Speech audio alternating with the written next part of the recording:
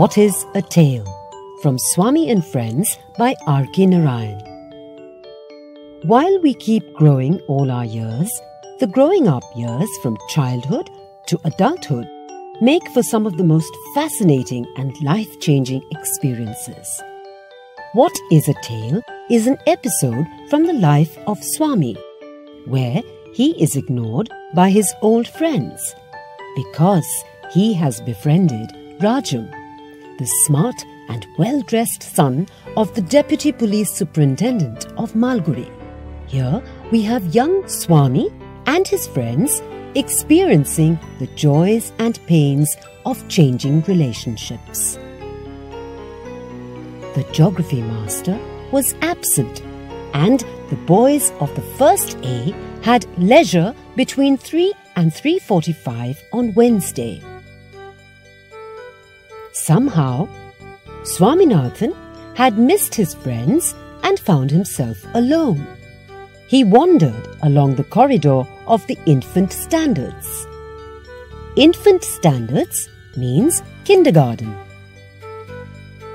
To Swaminathan, who did not really stand over 4 feet, the children of the infant standards seemed ridiculously tiny. He felt vastly superior and old. He was filled with contempt when he saw them dabbling in wet clay trying to shape models.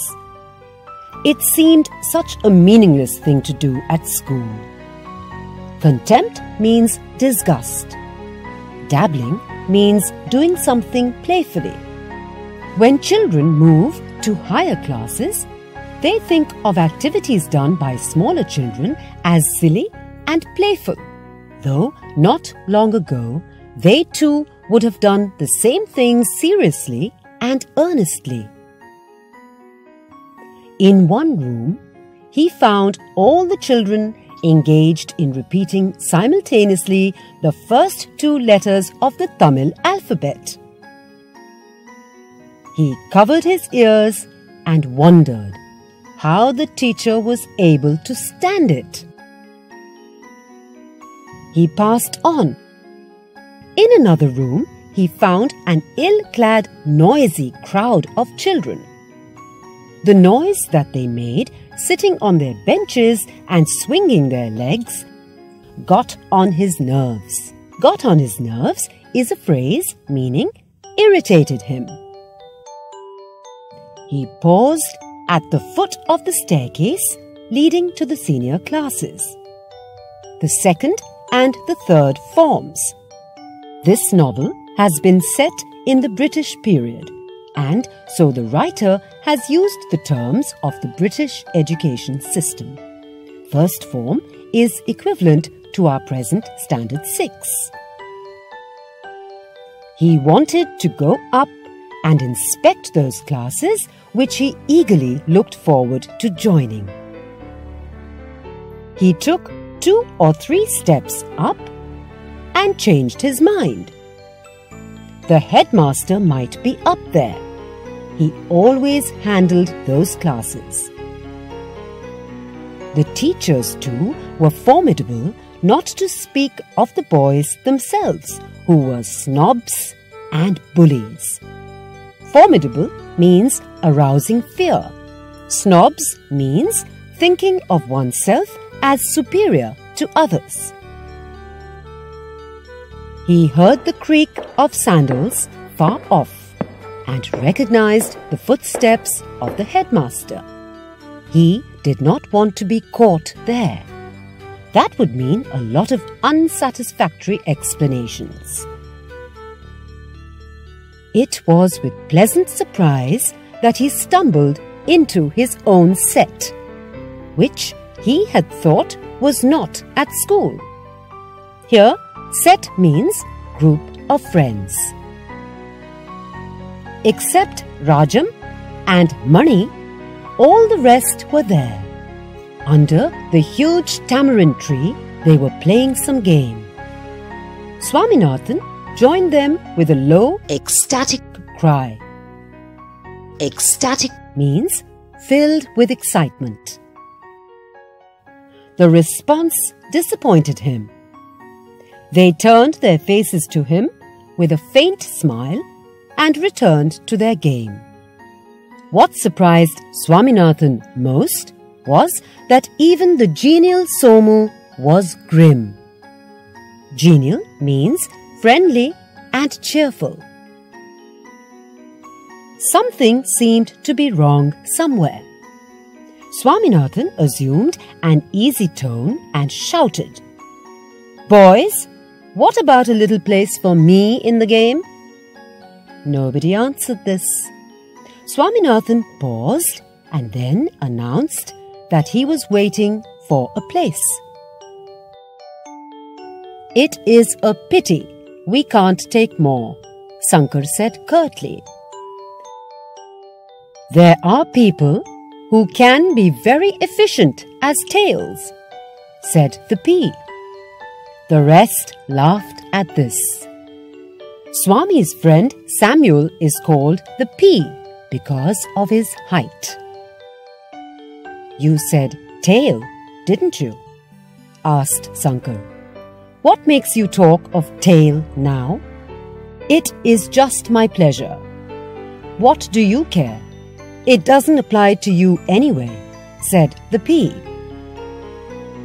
"I am glad to hear it, but does it apply to anyone here?" asked Sankar. "It may." "What is a tail?" "A long thing that attaches itself to an ass or a dog." Swaminathan could comprehend very little, except that the remark contained some unpleasant reference to him. His cheeks grew hot. He wanted to cry.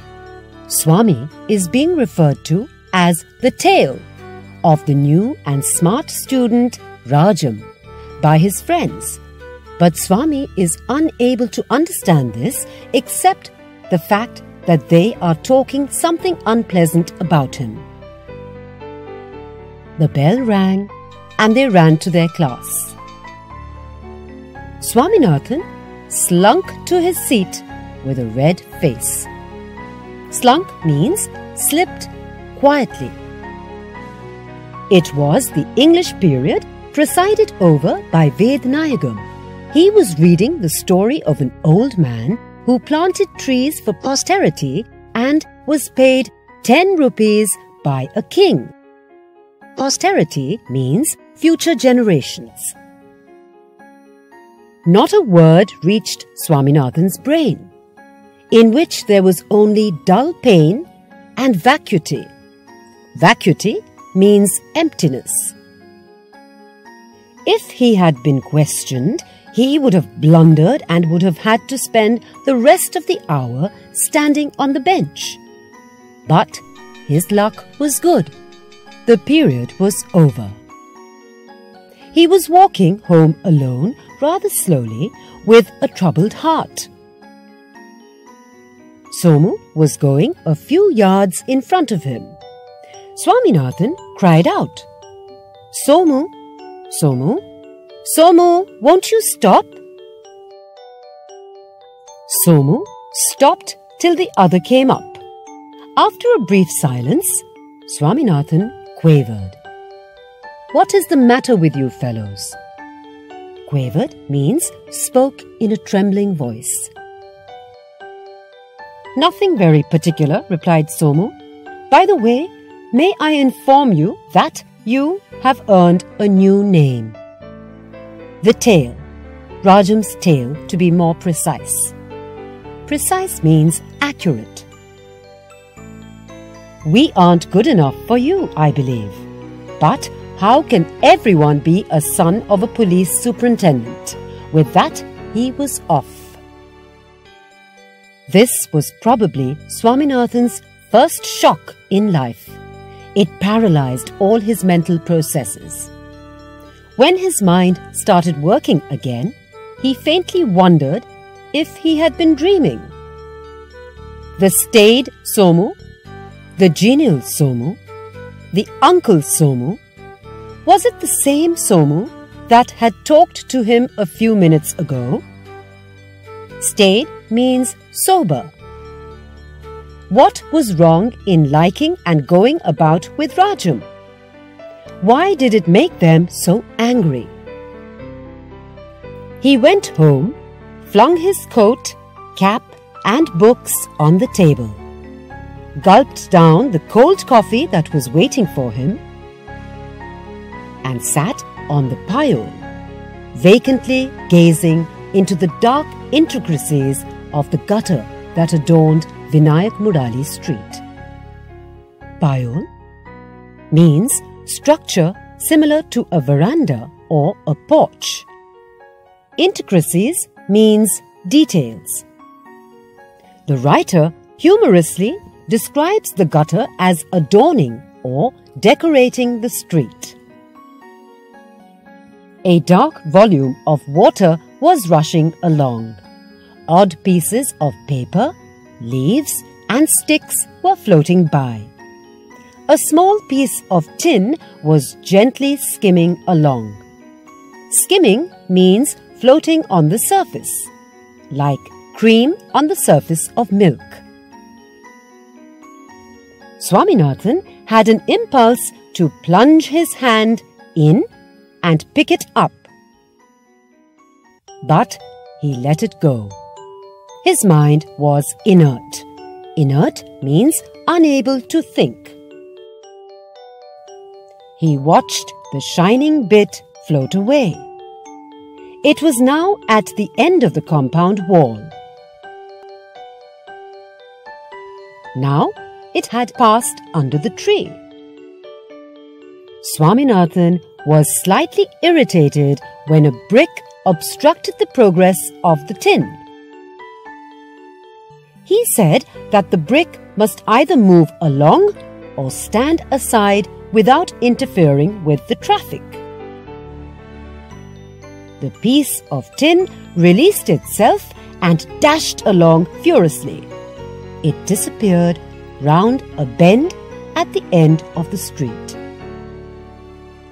Swaminathan ran in, got a sheet of paper and made a boat. He saw a small ant moving about aimlessly.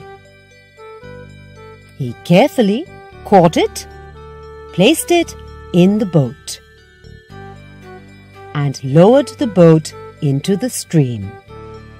He watched in rapture its quick motion. Rapture means intense pleasure. He held his breath when the boat with its cargo neared a danger zone formed by stuck-up bits of straw and other odds and ends. The boat made a beautiful swerve to the right and avoided the destruction. Swerve means sudden change of direction. It went on and on. It neared a fatal spot where the waters were swirling round and round in eddies. Eddy means circular movement of water. Swaminathan was certain that his boat was nearing its last moment. He had no doubt that it was going to be drawn right to the bottom of the circling eddies. The boat whirled madly round, shaking and swaying and quivering. Quivering means trembling with a slight rapid motion.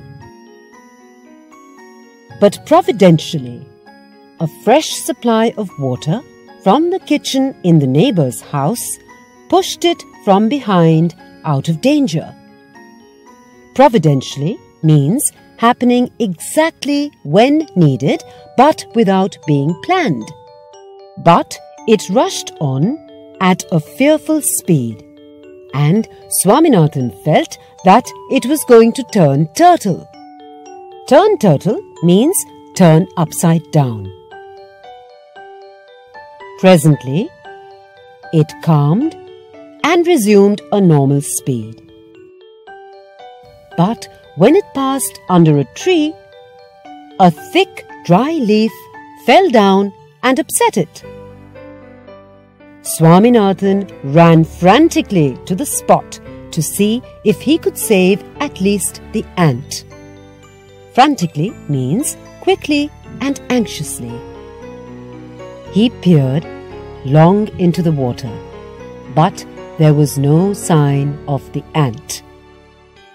The boat and its cargo were wrecked beyond recovery. He took a pinch of earth, uttered a prayer for the soul of the ant, and dropped it into the gutter. In a few days, Swaminathan got accustomed to his position as the enemy of Somu and company. Accustomed means accepted as normal or usual.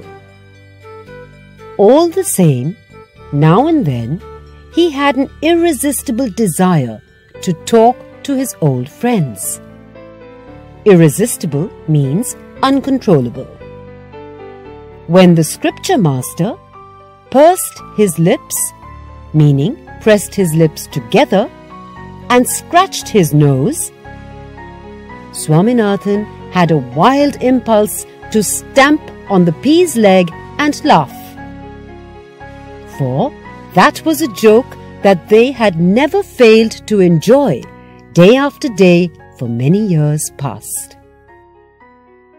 But now Swaminathan smothered the impulse and chuckled at it himself, alone. Smothered the impulse means suppressed the desire.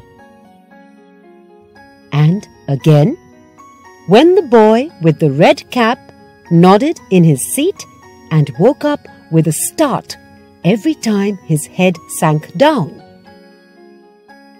Swaminathan wanted to whisper into the pea's ear, "Look at that fellow, third on the first bench, red cap. Now he is falling off again," and giggle, but he merely bit his lips and kept quiet. Somu was looking in his direction.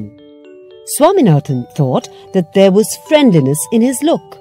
He felt a momentary ecstasy as he realized that Somu was willing to be friendly again. Ecstasy means joy. They stared at each other for a while. And just as Swaminathan was beginning to put on a sweet, friendly look, Somu's expression hardened and he turned away. Swaminathan was loitering in the compound. He heard familiar voices behind, turned round and saw Somu, Sankar and the pea following him.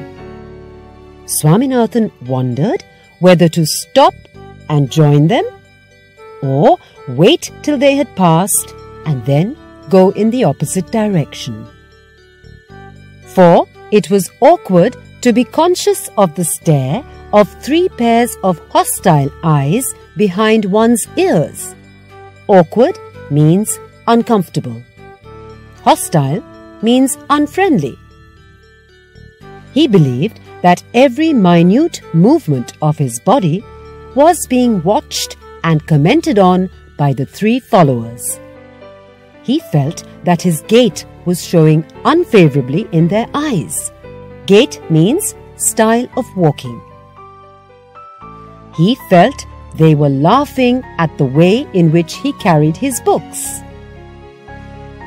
There was a slight itching on his nape. His hand almost rose, but he checked it, feeling that the scratching would be studiously watched by the 6 keen eyes.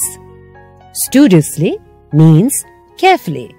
Swami was too conscious of the presence of his friends to the extent that he started suppressing his normal body reflexes too. He wanted to turn to his right and enter the school hall. But that would be construed as cowardice. They would certainly think that he was doing it to escape from them. Construed means interpreted. He wanted to run away, but that would be no better. He wanted to turn back and get away in the opposite direction. But that would mean meeting them square in the face. Here, the word square has been used as an adverb to describe the manner of meeting, that is, directly face to face. So, his only recourse was to keep on walking as best as he could, not showing that he was conscious of his followers. Recourse means solution. The same fellows 10 days ago, what they were. Now, what formidable creatures they had turned out to be. Swaminathan was wonder-struck at the change. It was becoming unendurable. Unendurable means unbearable. He felt that his legs were taking a circular motion and were twining around each other when he walked. It was too late to turn and dash into the school hall. He had passed it. Now, he had only one way of escape. He must run. It was imperative. Imperative means necessary. He tried a trick. He paused suddenly, turned this way and that, as if looking for something, and then cried aloud, "Oh, I have left my notebook somewhere," raised his hand, and was off from the spot like a stag. Though later on they all become friends again, and Rajam becomes part of the set. In this small and charming episode, the writer has beautifully depicted how children respond to change in relationships, how friendships break, and how fallouts happen.